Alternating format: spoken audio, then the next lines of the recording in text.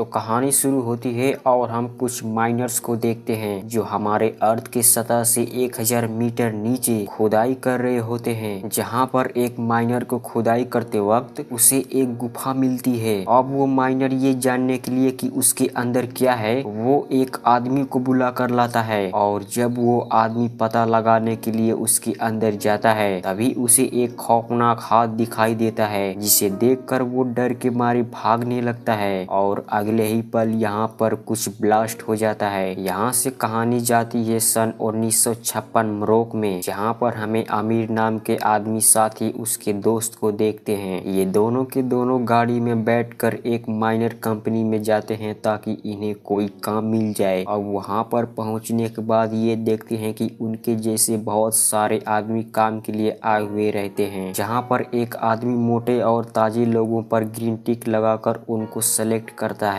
आमिर तो सेलेक्ट हो जाता है परंतु उसके दोस्त को अनसेलेक्ट कर दिया जाता है क्योंकि वो बीमार होता है। खैर इसके बाद जितने भी आदमी काम के लिए सेलेक्ट हुए थे उनको एक गाड़ी में बिठाकर माइनर कंपनी में भेज दिया जाता है, जहाँ पर हम एक प्रोफेसर नाम के वैज्ञानिक को देखते हैं जो इस माइनर कंपनी के मालिक से मिलने के लिए आया हुआ रहता है, क्योंकि वो इस माइनर कंपनी फोसियस का सदियों पुराना दोस्त होता है। यहाँ पर वो साइंटिस्ट फोसियस से कहता है कि मुझे तुम्हारे खोदे हुए गुफा में जाकर कुछ सैंपल लेने हैं। हालांकि फोसियस उसे वहाँ पर जाने के लिए रोकता है परंतु वो साइंटिस्ट उसे बहुत सारे पैसे देता है और कहता है कि मुझे कुछ आदमी भी चाहिए अंदर जाने के लिए। अब ना चाहते हुए भी फोसियस उसकी बात मान लेता है। इसके बाद हम देखते हैं कि फोसियस इन माइनर्स के लीडर रोलांड को अपने ऑफिस में बुलाकर उससे कहता है कि तुम्हें अपने आदमियों के साथ एक साइंटिस्ट को लेकर गुफा के 1000 मीटर नीचे जाना है। अगर तुम सबको सही सलामत वापस लाए तो इस काम के लिए बोनस भी मिलेगा। रोलांड उसकी बात मान जाता है। तभी हम देखते हैं कि आमिर भी इस कंपनी में आ चुका है, जहां पर उसे माइनर्स के कपड़े पहनाकर काम पर जाने के लिए तैयार कर दिया जाता है। इसके बाद रोलांड उस साइंटिस्ट और अपने आदमियों को लेकर गुफा के अंदर जाता है। अब नीचे पहुंचने पर वो साइंटिस्ट एक मशीन लेकर जमीन पर कुछ करने लगता है। फिर वो रोलांड को उस जगह पर खुदाई करने को बोलता है, जिसके बाद रोलांड के आदमी उस जगह पर डायनामाइट लगाकर ब्लास्ट कर देते हैं। अब ये सब के सब एक एक करके अंदर जाते हैं, जहाँ पर ये देखते हैं कि ये जगह इंसानों के द्वारा बनाई गई है, जिसे देखकर रोलांड इन सबको बताता है कि आज से कई 100 साल पहले प्राचीन लेजेंड इसी जगह पर खुदाई करने के लिए आए हुए थे। तब से उन लोगों का कुछ पता नहीं चला कि वो कहाँ चले गए। अभी ये सभी बातें ही कर रहे होते हैं तभी वो साइंटिस्ट यहाँ से पता नहीं कहाँ चला जाता है। इसके बाद रोलांड अपने आदमियों को 2 टीम में करके उसे ढूंढने लगता है। अब जिस टीम में आमिर रहता है उनको एक प्राचीन माइनर का कंकाल दिखाई देता है। तभी उनमें से एक पोलो नाम का आदमी उस कंकाल में से कोई चीज निकालता है, लेकिन आमिर उससे कहता है कि वो जो भी है उसे वहीं पर रख दो, क्या पता वो क्या चीज है, हम मुसीबत में भी फंस सकते हैं। बट पोलो उस चीज को अपने पास रख लेता है। इसके बाद ये रोलांड के पास जाते हैं, जहाँ पर रोलांड प्रोफेसर को ढूंढ लिया होता है और उसको समझा रहा होता है कि अगर मेरे आदमियों को कुछ हुआ तो मैं तुम्हें मार मार कर चूचू का मुरब्बा बना दूंगा। जिस पर वो साइंटिस्ट कहता है कि बस इस दीवार को तोड़ दो। इसके बाद हम सैंपल लेकर फौरन यहाँ से निकल जाएंगे। और जब ये दीवार तोड़कर अंदर जाते हैं तो इनको एक बहुत ही प्राचीन ताबूत मिलता है, जिसे देखकर ये बहुत खुश होते हैं। लेकिन वो साइंटिस्ट इस ताबूत को खोलने के लिए मना कर देता है। वो इनको बताता है कि इसके अंदर एक बहुत ही खौफनाक क्रिएचर है, अच्छा होगा कि हम सब आगे बढ़ें। अब उनके जाने के बाद आमिर और उसके दोस्त भटकते हुए फिर से उसी जगह पर आ जाते हैं जहाँ पर वो ताबूत होता है। पोलो और सिन्नी मिलकर उस ताबूत को खोलने लगते हैं। हालांकि आमिर उसको ऐसा करने के लिए मना करता है परंतु वो